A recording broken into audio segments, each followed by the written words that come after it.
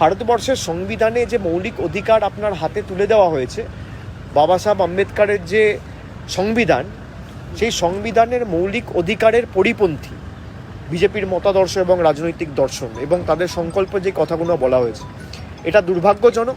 এবং আমি মনে করি এর যোগ্য জবাব আগামী দিন মানুষ ভোটের বাক্সে দেবে। এবং 25 তারিখ 7ম দফায় ভোট হচ্ছে, 6ষ্ঠ দফায় পুরুলিয়ায় ভোট রয়েছে জঙ্গলমহল এলাকায়। আমরা কথা দিয়ে কথা রেখেছি, আমরা হয়তো পুরুলিয়ায় প্রত্যাশিত বা আশানুরূপ ফল 19 বা 21 করতে পারিনি, কিন্তু তাও প্রত্যেকটা বিধানসভায় আমরা লক্ষ্মীর ভাণ্ডার, কন্যাশ্রী, স্বাস্থ্যসাথী, আয়ুষ্মান ভারত। জ্যোতির্ময় সিং মাহাতো ঢাকঢোল প্রচার করে বলে যে মমতা ব্যানার্জির সরকার আয়ুষ্মান ভারত করতে দেয়নি, আর তার পরিবারের সদস্যরা স্বাস্থ্যসাথী কার্ড নিয়েছে। আমরা কেন আয়ুষ্মান ভারত করতে দিইনি?